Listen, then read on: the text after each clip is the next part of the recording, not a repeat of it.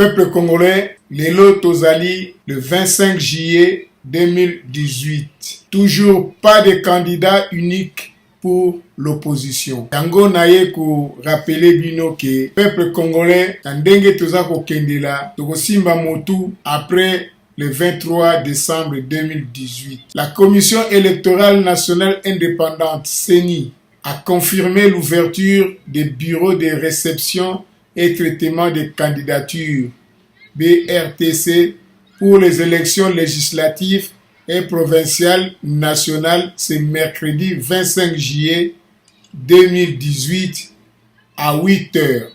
Malgré les déclarations et des intentions affichées, l'opposition n'a pas encore désigné un candidat unique. Bandeko na ngai, toza koyoka banungu eza kopima pona Katumbi na Mbemba. Les deux opposants oyo bazali na étranger. Ba partisan na bango baza ko compter na bango. Ba partisan na bango olie ba comprendre yango ke batumi bale oyo bazali na ba problème ya justice. Et justice etambolaka ndenge moko na politique te. Justice ezali na modèle nango ndenge etambolaka. Yango lelo yo toza komona ti lelo yo a parti politique oyo ezali na kati ya Congo baza kokoka kozwa candidat unique te. Bandeko na ngai na expliquer bino moko na bango. Katumbi rentre à Kinshasa avant le 8 août, annonce son entourage. Lelo yo le 25 juillet bureau ya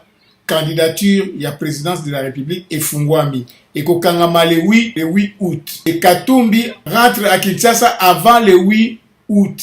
Ezali improbable. C'est confirmé, le président Moïse Katumbi rentre à Kinshasa par son avion privé. Ces deux véhicules blindés sont déjà arrivés et puis nous avons pris toutes les mesures pour ça. Nous faisons la politique. Avant de se combattre le bosso, na Kinshasa ba boye kita. Soka yen avion na ba boye kita. Tokosa la nini. Yemo Katumbi alobi que je ferai campagne au pays car c'est mon droit, mon devoir. Entre le 24 juillet et le 8 août, je serai à Kin pour m'enrôler. Nanukutu azali enrôlé te. Est-ce que vraiment na gouvernement ya Kabila ba ko enrôler ye mais ba ndeko na ngai bozaba na mikete bozaba mikolo même yemo Katumbi aye bien que vie na ye za na danger akoya te pour soka le baki akoya kolubike nakoya le 5 nakoya le 6 mais tant azolo baki nakoya entre le 24 et le 10 na le 8. Donc azali sur te yemo ko azali soka linga ya na avion ya ba passager comme ça avion ane ko atterrir na Kinshasa abimi na avion tango basa batindi voiture ne blindée. Donc c'est que azali déjà na batu oyo ba soda oyo ba ko protéger na kati ya Congo. Mais soka azali MONUSCO mta ko protéger Katumbi mawa mingi pour ba soda Kabila wana ba na mura ba ya ko benga na ba MONUSCO na ba benga na MONUSCO. Le président de la plateforme Ensemble, candidat déclaré à la présidentielle, est condamné par la justice congolaise depuis 2016 dans une affaire de spoliation. Moïse Katumbi fait également objet de plusieurs autres poursuites par la justice congolaise, notamment pour sa présumée nationalité italienne. Andegonangai, Ambwe Mamba, Mende, balobaki yango bien. Soka ye na Congo, akuba kokangae, akokuta makambo na ye sika atikaki yango po asamba yango. Ezali blague te. Jomi Ndongala baza na prison wana. Boko kwa ko protéger Katumbi. Pona nini boko kwa ko protéger Jomi Ndongala te. Pona nini jeko kwa zali wana kati ya boloko. Bozoko kako bimisayete Jomi Ndongala bana ya lusha bayaliwa na kati ya prison mozoko kako bimisa bango te kaka Katumbi soka ye nde mutu boko kako protéger Katumbi azana mbongo atia mbongo ne anje embaucher ba mercenaires bakita na kati ya Congo pour les solutions monsieur kozala te soki alobi aya bandeko na ngai ekosimba te lelo toza le 25 lobi le 26 faire comprendre bino bo comprendre que soki pona Katumbi ndenge asalaka tango accord ya Saint-Sylvestre yaki bo kipengai te bo signer ba accord tout comme ndenge azali wana a désigné mutu oyo ya monike akoki kozala président de la République soit Félix parce qu'il y a UDPS bazana bato ebele soit par radio interposée, assister sikoyo na kati ya rassemblement pour na ba arriver ko désigner nani oyo akozala candidat unique. Mais soki boza ko freiner yango na ndenge ke tozila Katumbi akoya, mais Katumbi akoya te. Soki Katumbi ayiba kolekana mbala moko bomi kosama te. Deuxième obstacle eye na Bemba. Bemba est elobi minini. Bientôt de retour pour une candidature unique de l'opposition. Bien sûr, Bemba zali pona candidat unique à opposition. Mais bientôt de retour. Le bientôt là, ils allaient indéterminé. Il allait lobby okuna, to lobby okuna. Il a obtenu un passeport diplomatique congolaise en qualité de sénateur en fonction. Bien sûr, à Kotagi Boloko, Abimi Boloko, à Innocenté yé, dans le droit à cause de passeport naé. Oh, la destitution qui était na fonction naé ya sénateur. Or, na bamboka mususu nete ba France tozali awa. Bamboko ya démocratique ndenge tozali awa. Le temps que Mbemba salaki na prison, banga ba longola ye sénateur naé avant ba pesa ye na justice. Parce que le gouvernement congolais mutu esaka ye na justice. Alors comme Bokango na batu oyo baza ba complice ya ba gouvernement ngo baza ko tambisa biso neti bon taba bazo sala nyoso ndenge bango balingi et biso tozo soumettre kaka. Bemba lobi, je compte arriver à Kinshasa le 1er août dans la matinée. J'ai prévenu les autorités et l'ONU de mon arrivée. Je rentre pour des raisons familiales, pour voir où est enterré mon père et pour déposer ma candidature à la présidentielle. Bemba okot a rentré le 1er, le 8 ezali fait ya ko présenter ba candidature. Est-ce que Bemba azali sûr que le 1er a kokende na Kinshasa a kozwa autorisation parce que Bemba pour kende na Kinshasa il faut avoir autorisation. Sans autorisation Bemba okende na Kinshasa te. Est-ce que a kozwa autorisation pour madame Bessou Douana, procureur ya CPI azali na relation na Kabila, azali mutu ya Kabila okosamate au cours d'appel à lâcher Mbemba ye conscience na ye ayebi yango bien que Mbemba azali innocent na ba makambo wana yo surtout ba subordination ya ba témoin wana ezalaki lié na makambo yo cours d'appel ba relaxé. Mais comme élection ezali comme nanu ye a ju ordre te na Kabila ke non tika makambo ndenge wana non. Parce que bon, moi, bien que avant cours d'appel est passé, azalaki na Kinshasa. Donc départ ya Mbemba, ezali improbable, ezali sûreté.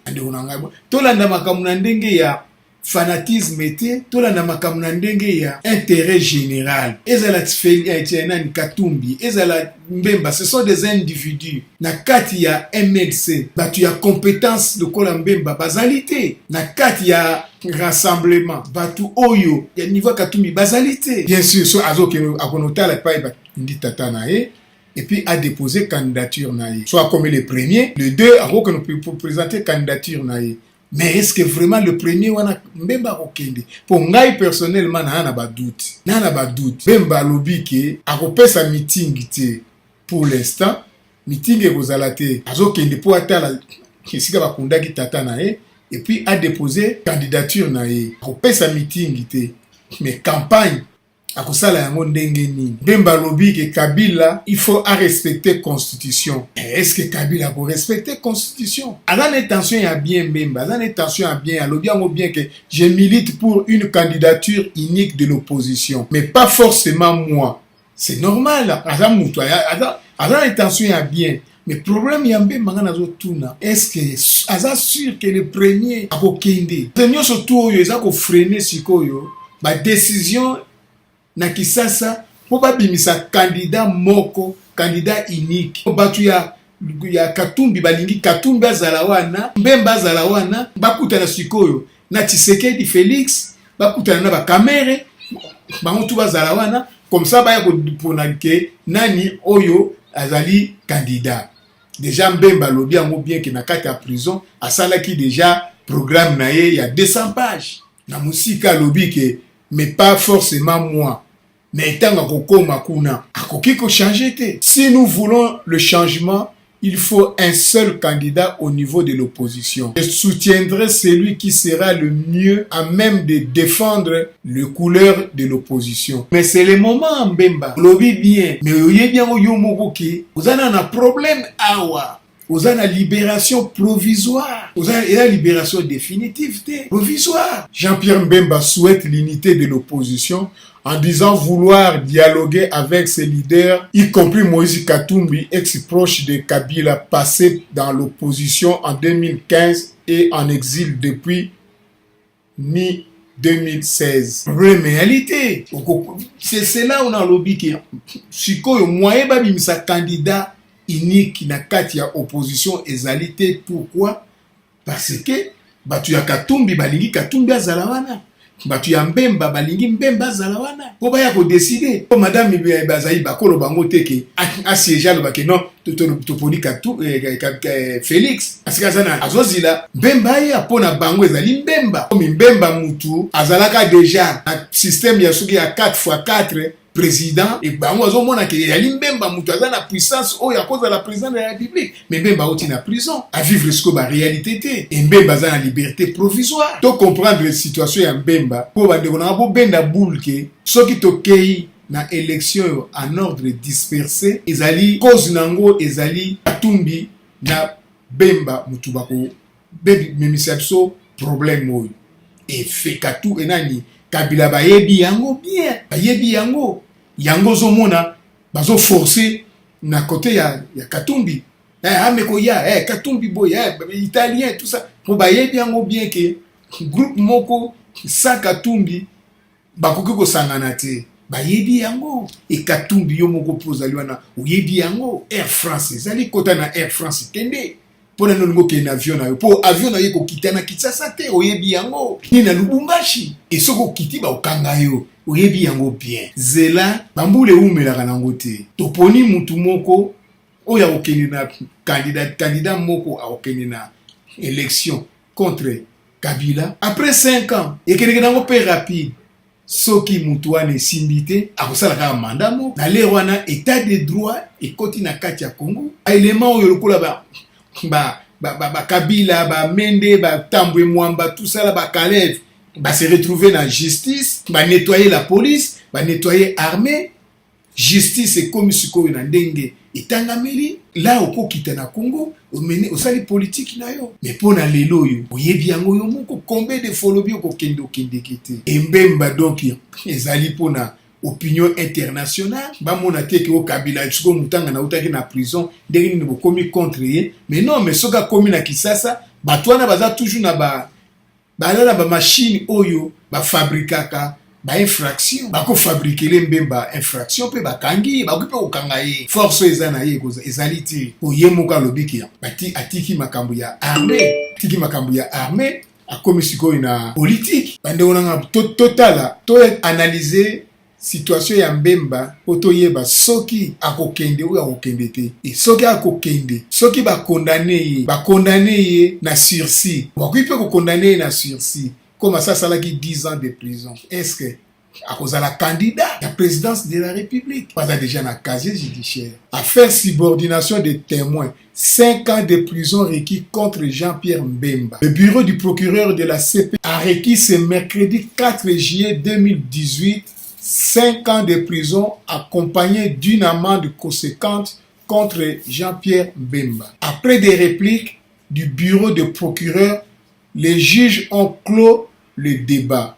Ils ont par ailleurs promis de rendre très rapidement leur verdict, mais tout en communiquant aucune date. Jean-Pierre Mbemba va devoir attendre pour être fixé sur sa peine. La Cour pénale internationale n'a pas fixé de date pour la décision dans cette affaire de subordination des témoins qui passait en audience mercredi 4 juillet. 1er août, ils allaient incertains. La majorité et opposition au sein du gouvernement lancent le Front commun pour le Congo.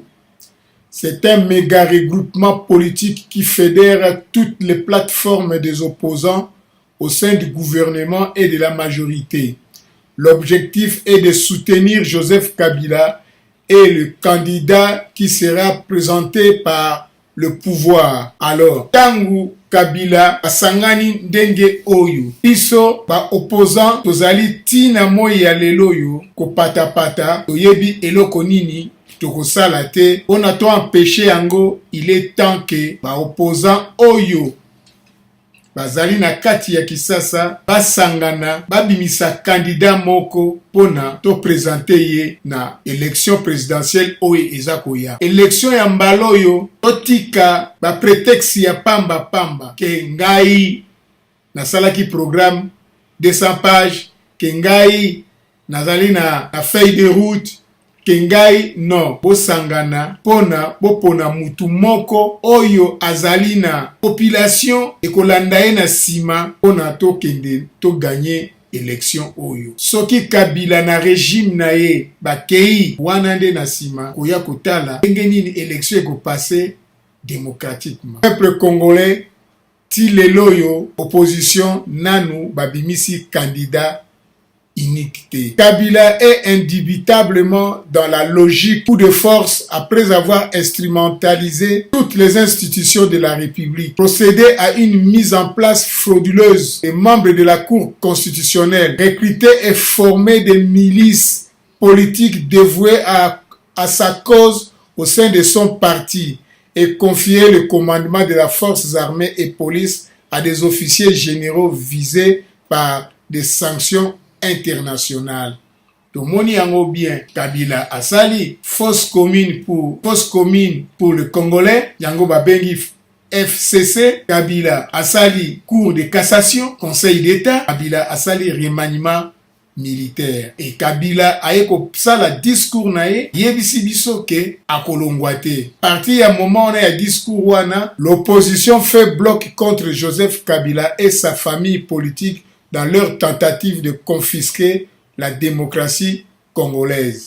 Ezali likambo ya bien, soki opposition basali bloc, banani yango wana basali bloc contre Kabila na famille ya Kabila. Et na bloc yango bakoloba nini, bakopona nani, décision nini bakozwa pona tokeni na élection, tokeni na élection te. Au cours de cette réunion de l'opposition congolaise, c'est ce que toute l'opinion nationale comme internationale a vécu lors d'un rassemblement.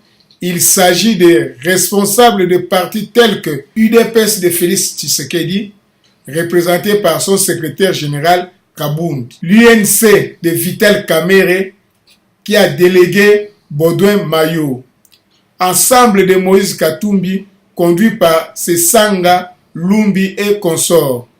Le MLC de Jean-Pierre Mbemba, avec en tête Eve Bazaïba, et la dynamique de l'opposition qui dirige Martin Fayulu. Bande onangai, batu oyo tang basangani, ngai na kanisaki ke basangani, pona na ndenge, ba critiquer discours ya Kabila, et directement, ba pona candidat unique oyo, bako présenter na élection présidentielle. Mais tala bango basangani, mais batikali kopona candidat iniquité. Alors bayebaki que le 25 juillet date oyo bako déposer ba candidature. Akati awa tozali na mubulu na ndenge nini.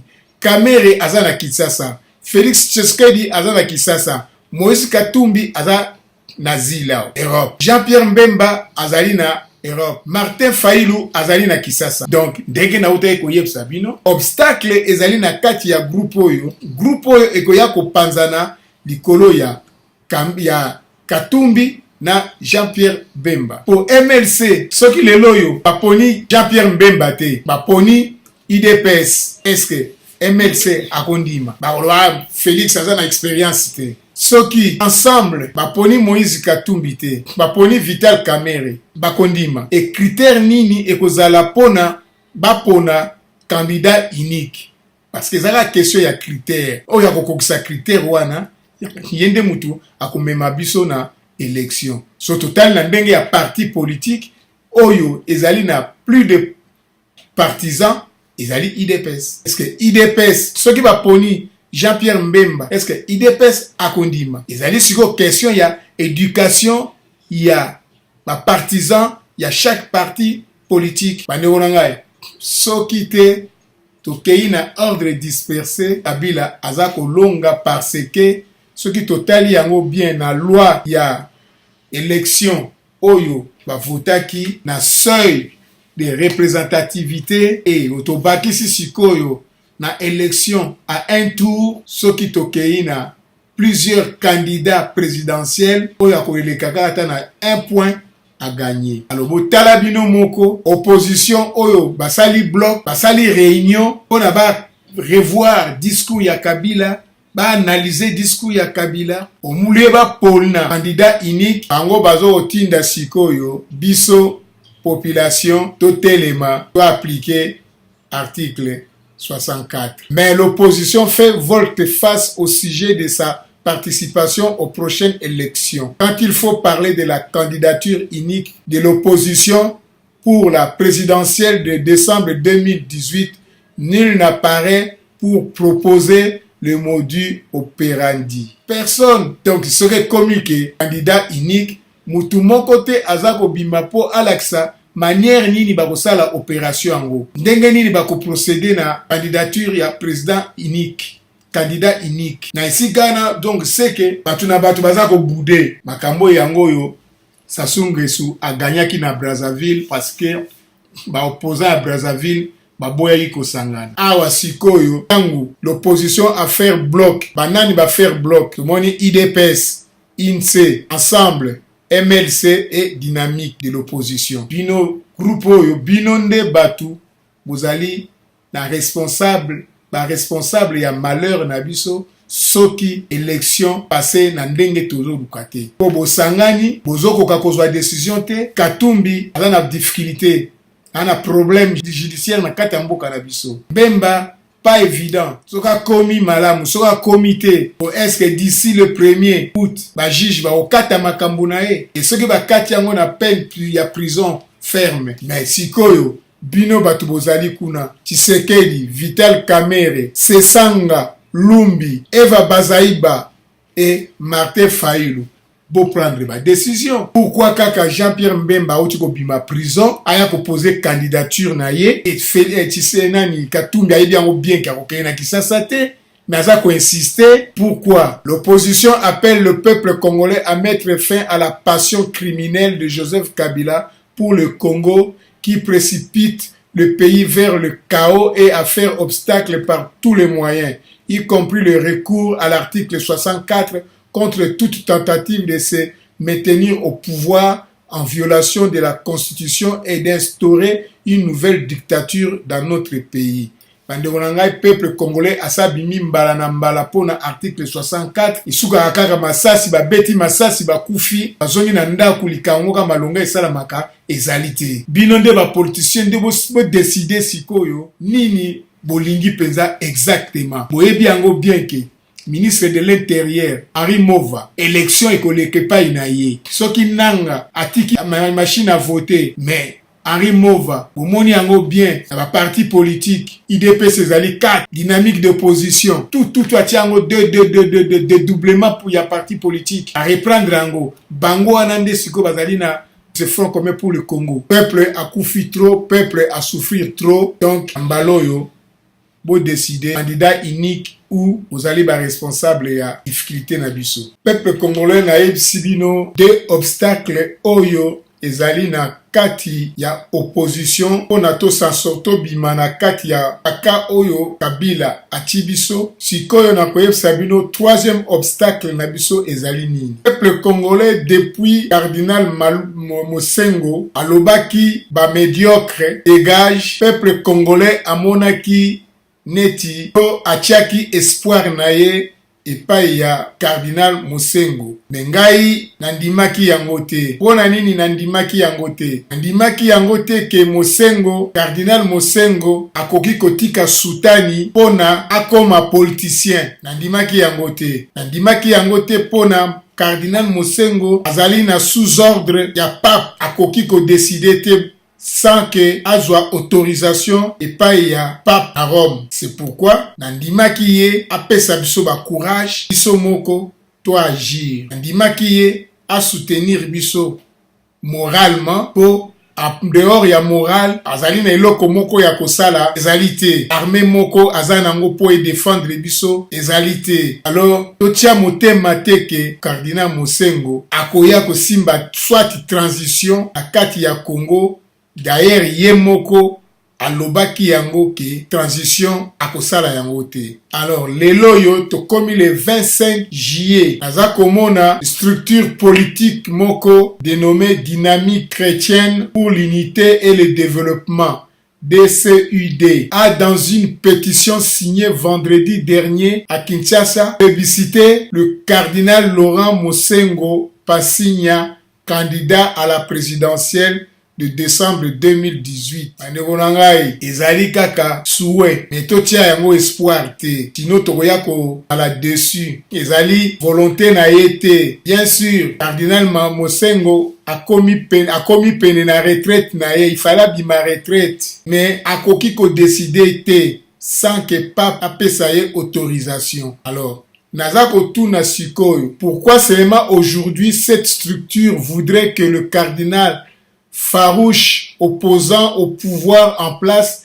devienne le principal challenger au moment où il est attendu qu'il joue un rôle majeur dans la réunification de l'opposition afin de permettre à celle-ci de se choisir un candidat unique à la prochaine présidentielle et à se doter d'un programme commun. Po toyebi yango bien Cardinal Mosengo ndenge azali wana azolitinda nde biso ba opposant basangana pona balite contre Kabila, basangana babimisa candidat moko soki azalaki na posa ya pouvoir akokaki ko conseiller ko soutenir opposition congolaise na objectif oyo te. Na yango totia motema te même ata élection oyo esalamaki aux États-Unis oyo Mosengo abima administrateur ezali kaka souhait ye mei alingi yango te pona tangu na ye nanu ekoki te pona kondima ba responsabilité civile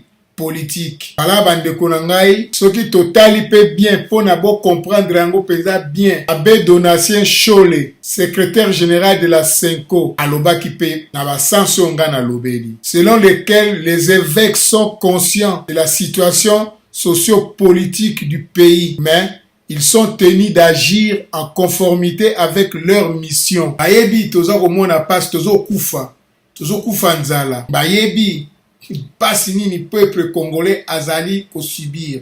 Ayebi ndenge nini Kabila azali ko boma batu, azo boma biso. Bayebi mais en dehors ya mission na bango catholique épiscopal akoki kosala eloko moko te. Donc cardinal Mosengo pe akoki kosala eloko moko te en dehors ya mission ya épiscopal. Le fait que les évêques ont recommandé aux Congolais de se mettre debout et empêcher qu'une minorité prenne en otage le pays est une recommandation qui cadre avec leur mission. C'est-à-dire que toko pesinga imbisi na kolia yango lelo lobi na kokufa nzala mais soko laksinga ndenge ya koloba mbisi na kokufa susu nzala te. Voilà mission ya basango yango wana epai na biso Congolais telema bunda pona mboka na yo. C'est une mauvaise interprétation de reprocher à l'église de ne pas être au milieu du village.